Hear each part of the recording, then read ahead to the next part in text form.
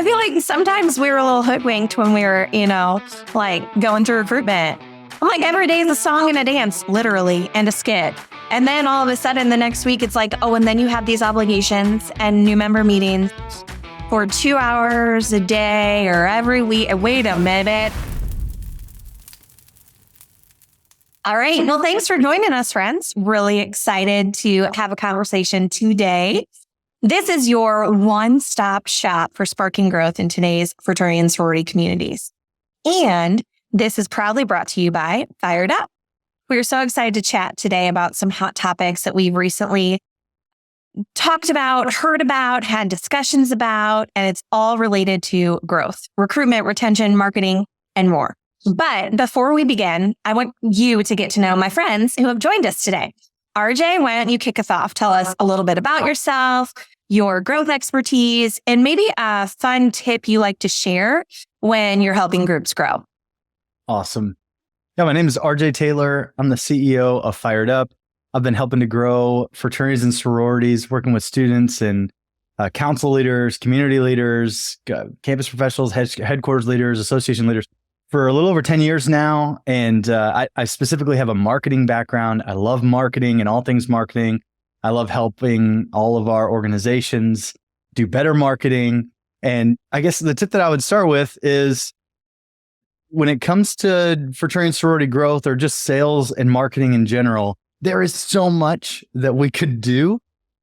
And sometimes I've found that many of our members get decision paralysis because there's almost too many recommendations. One of the things that matters most is deciding what you shouldn't do. Like what can you do that will actually get you the most return for the amount of time and energy that you spend on said recruitment tactic or marketing tactic. And so I think as we dive into this podcast, it'll be fun to talk through a million ideas, but then also for anyone listening to think about like, okay, what are the 1, 2, or 3 things that I think for my chapter or my organization, if I spent my time on, would get me the greatest return? I guess, Saf, maybe introduce yourself next. Yeah, sure. Cool. My name is Sapphire Sexton, and I serve as the Customer Success Manager on the Fired Up team. I specifically focus on working with our campuses and their technology. So your campus director, companion app, My Vote, and chapter builder council dashboard. So when I'm working with campuses, I think a tip that I would share is to work smarter, not harder, especially when it comes to your technology. So being prepared, attending your tech training and live support, reaching out to me. I am always here for you. That is one of my favorite parts about my role is just getting to be there for all the partners and guide you through your recruitment process, guide you to creating some growth goals and creating a strategy for growth on your campus. One thing that comes to mind specifically is the integration between MyVote and Campus Director. So especially when I notice that there's a campus that uses, or a lot of their chapters use MyVote, but maybe from a council level, they are using a technology other than Campus Director. I find that to be a great opportunity to share with them how much easier and faster their membership selection process will go. Okay, and I'm going to pass it over to Becca. Thank you, sister. I'm so excited to be here with y'all today. My name is Becca, and I'm a growth consultant on the Fired Up team. So I get to sit on the content and training team. I'm specializing specifically in our Panalytic Council, but I also get the privilege and the honor of working with all of our councils all of the time, year round, when it comes to designing content and training and helping our organizations grow across the country. So I'm really excited to be here with you all today. And a tip that I often give when I'm on campus is being really intentional in the way that we prepare our recruiters to go into recruitment. I often find that there's 2 sides of the spectrum. There's either a severe lack of not preparing our recruiters, or we're over preparing them so much that they're going into conversations overthinking, did I ask the right question? Is this the right round? Is this the right event to be asking this question?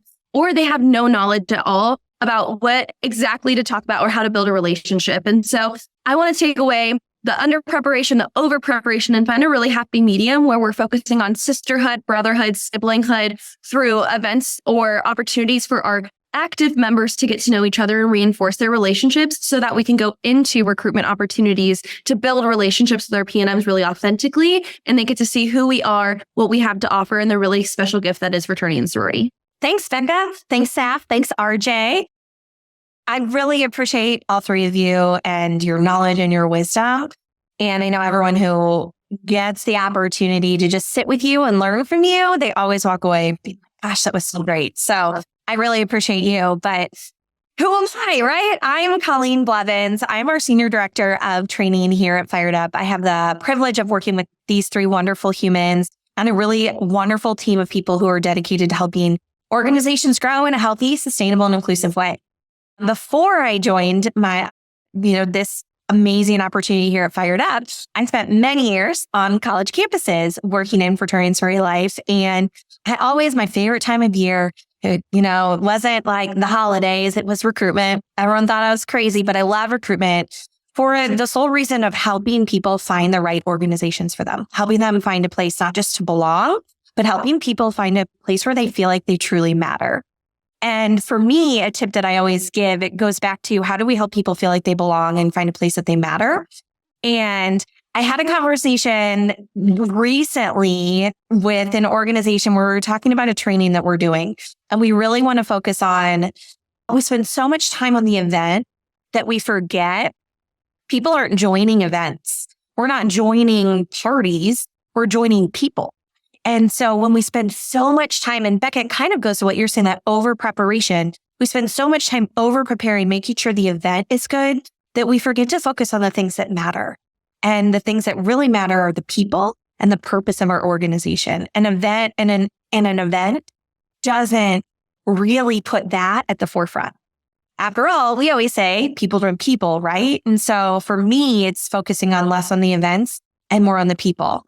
Do our people feel ready? Do our people feel like they belong? Do our people feel like they matter? Because if they feel that, they're going to be able to find the right people to join our organizations. And that's always been something that's been a passion of mine and why I love what we do, to be honest. So thanks for introducing yourselves and spending this time with me around the fire today. I'm really excited to just dive right in. We're going to jump into our first segment here. All right, y'all. So this segment is blazing your path to growth. We're going to cover specific frequently asked questions that we get. In our first little segment, we'll be tackling those burning questions that we've gotten recently at conferences, at trainings, through some of our digital education resources like our classroom assessments. These questions are the sparks that ignite conversation about growth and innovation in all that we do. So let's dive right in, okay? So the first question that I would love to ask is actually one that I've gotten before when I've been on campus for a training. And it's, if we're in this process and we're meeting and connecting with people that we're recruiting, and we've started to build relationships with them, and then we've identified they're not right for us, how do we handle having that conversation of letting someone down? I definitely have gotten a question in my lived experience. I think especially with establishments come to mind. When I was establishing new chapters, we were meeting dozens and dozens and dozens of women every single day. And when you get further into the process, you're getting to the point of creating this new chapter and creating what women do you want to start this chapter. We did have to have some of those conversations. And one thing that some of the leadership team would tell us is clear is kind.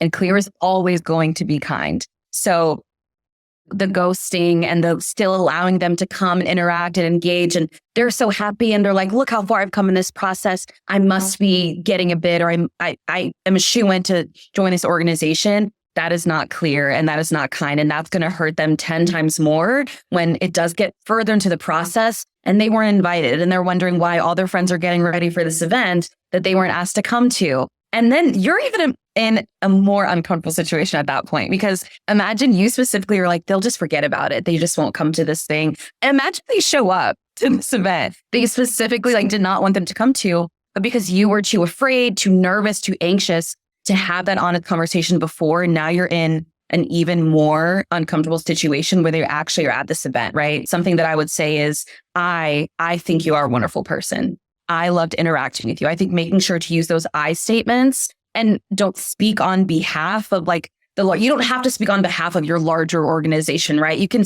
just speak from you. Like, I loved getting to know you. I loved our conversations. Right now, this is not a good membership fit.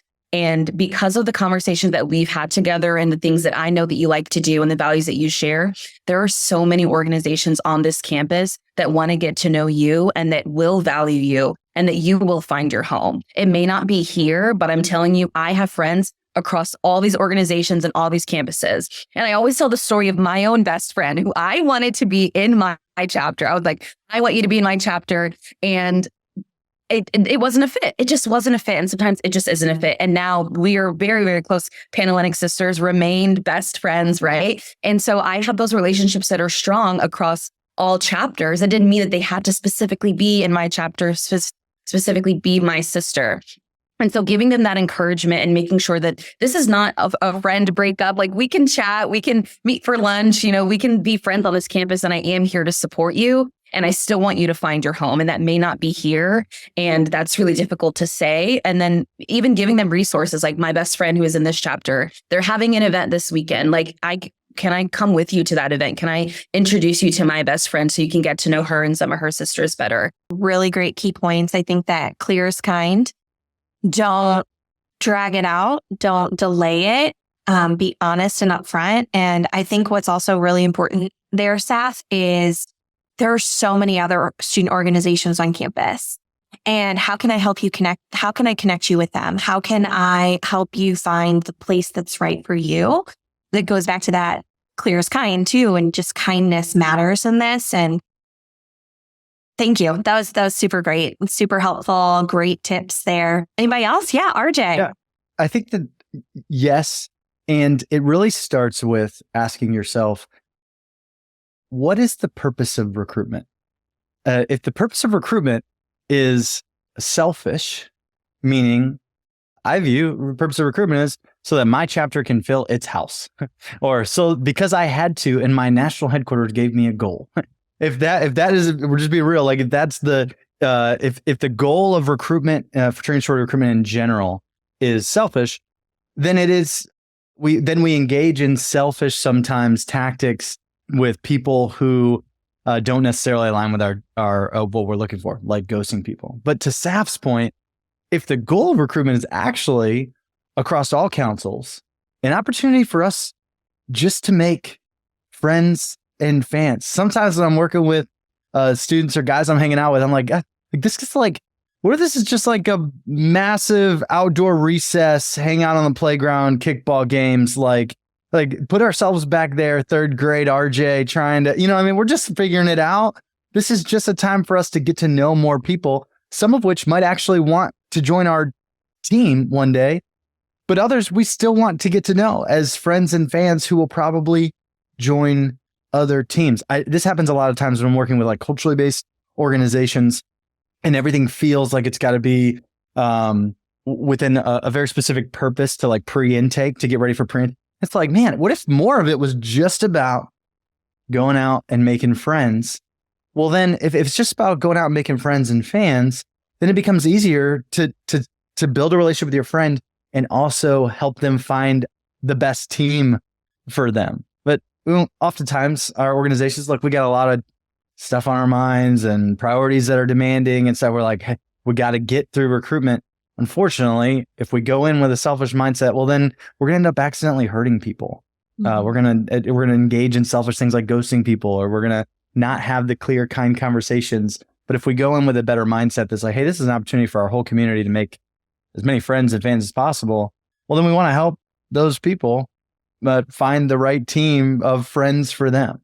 Mm-hmm. Mm-hmm. That's great insight. I like to use that friends and fans too. Right. It's not always about growing our own organization. It's about providing access to our whole community too. Yeah. And if people pressure off, yeah, like the reason I say that is because pressure off, like the stakes, it's really kind of almost like the stakes are high, but the pressure's off. Yeah. And what I mean by that is like, there's a crazy amount of opportunity for people to have life-changing experience in this recruitment process, and the pressure's off. It doesn't have to be a high pressure sales situation where you had to say the right thing at the right time, to Becca's point earlier, or the wrong thing to the person who you don't want to. All that's so much pressure. It's like, well, if we actually just take a step back, zoom out, what's this thing really about? It's really about just making some friends, y'all. Making some friends, creating some fans, And so then if we go in with that mindset, we might approach some of the harder issues. They might just become a little easier, a little maybe more deep breaths before we walk into it. I really like that approach too, RJ, because it takes that pressure off of, oh, we got to hit our numbers and recruitment is so stressful. And that actually leads me into one of the next questions we get often. You know, if recruitment was fun like that, it would be really easy to get everybody involved. Everybody would want to do it, but sometimes it's not.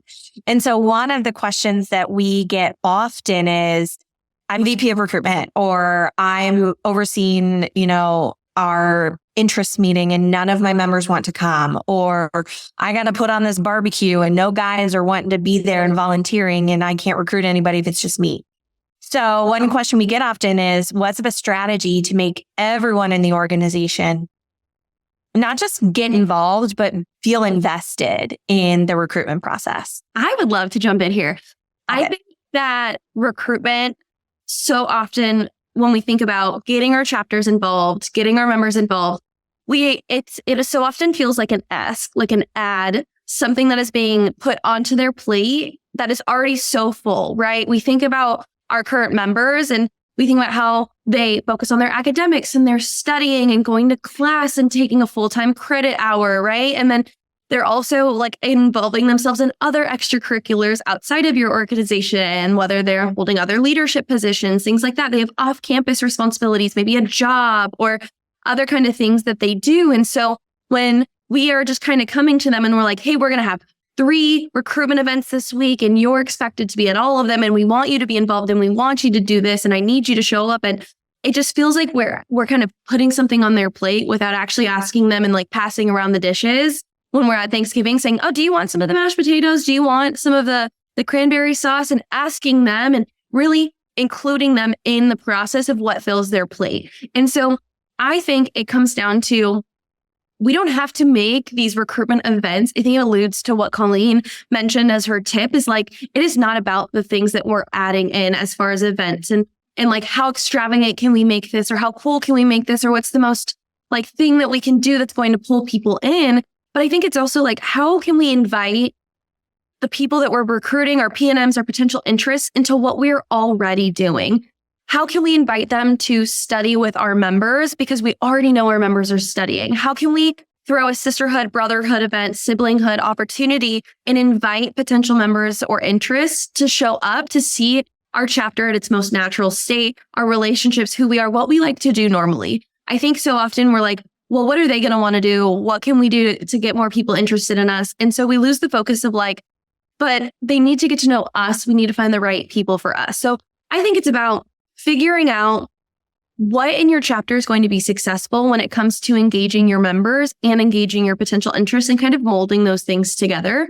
I also think that it's looking at your chapter members and identifying their strengths and what they're good at. Like if you know that you have a chapter member that's really, really great at conversations, then you know that you need to put those people on coffee dates or lunch opportunities or like at certain events and opportunities, right? But you also might have a member of your chapter who is just not the strongest and doesn't really want to get out there and have all the conversations all the time. And maybe they're your more logistical go-to and they help you in chapter builder and in your technology and managing the process and the building the relationships and helping with those kinds of qualities. So I think it also comes down to identifying the strengths within your chapter members and where they would thrive when it comes to building a really effective recruitment process. And getting your chapter members engaged in different kinds of ways than you've maybe thought of before. When we recruit everything that has to do with recruitment in our chapter is additional to my experience, there's 2 problems with that. The first one you identified, one, you got to convince other people to engage in the additional. Mm-hmm. That can be difficult sometimes for a million reasons that you outlined. Second thing is also, it makes the actual, I say this oftentimes, like the way that we recruit actually really matters because it communicates expectations about what the product or the fraternity and sorority experience actually is. This is my personal story. I had no interest in joining a fraternity, and I went through a stereotypical fraternity recruitment rush process, and it was awesome. I tell people it was awesome because on Monday I had an awesome hot dog at like 5 different places. The second day, Tuesday, I had crazy awesome burgers, and one group did wings, and I pounded some wings. Like it was like Wednesday, I don't remember. There was like Subway sandwiches at one place. I was like, oh no, this is kind of cool. It's hot outside. I don't know if we want Subway. Anyway, then there's like pizza, there's burgers. Then I got these invitations. They were awesome. They looked real fancy to come to these dinners that were called like preference dinners or some sort of like priority thing. I show up, some of them have like steak. This thing is awesome. I'm like, this fraternity thing is about to be legit. This is where I get it. I understand. We're pulling our recruitment, our dues together, and we get to do this kind of stuff. We just go get steaks with our bros. Then I come to find out approximately 6 months later during the next recruitment cycle, oh, those steaks aren't for me anymore. Like that's not typical. So what I'm trying to say is in that, make it extra. Yeah. Like if we make recruitment something extra, the problem is you got to convince people to engage in the extra, and you're not actually inviting people to experience the authentic thing, like what it's actually like to be a member of your sorority or fraternity on a given Tuesday. I have a feeling that most people that would watch this, listen to this podcast, you're probably not having steaks a couple times. If you are, I'd love to get to know your chapter and would be willing to be interested. No, I'm just kidding. But yeah, getting people involved in the real thing it becomes also just a lower barrier of entry. More people might actually show up to some of these things because they don't feel like they have to have a special little invitation to show up and have a steak. I feel like sometimes we were a little hoodwinked when we were, like going through recruitment. I'm like, every day is a song and a dance, literally, and a skit. And then all of a sudden the next week, it's like, oh, and then you have these obligations and new member meetings for 2 hours a day or every week. Wait a minute. I thought this was cheering and fun, and it's not. Like, Colleen, you're a dancer. I bet you were probably like mad. You're like, wait, I thought like I'm a dancer. I thought we were going to dance once a week. We're not dancing. We don't dance no more. You promised me that this was literally going to be a musical. All you did during recruitment was dancing. Then you tried to bust out in chapter meeting like a musical, and everybody was like, this girl, what's wrong with her? 85 first musicals forever. I sometimes wish life was a musical, but the sorority experience is not. It is wonderful, though, when done right. but not a musical. No. It's not a musical. It's wonderful, but not. You would have known. Not if you went through recruitment. You would have thought it was probably a lot of musicals. 100%. All the singing and the dancing and the clapping. And yes, I was like, this is awesome. This is what I trained for my whole life. Who knew? Once a year. Anyway. Yeah. This first segment was brought to you by Chapter Builder. Best way to build relationships in a recruitment process and to help your entire organization feel invested and involved. Thank you. That was really fun. I really appreciated hearing your voices. And I think everything that we just talked about is so impactful for those who are putting on the recruitment experience for people visiting them. And how do you make your experience more authentic? How do you make sure that you're being kind in the process, not just to yourself, but to your P&Ms and to your members too?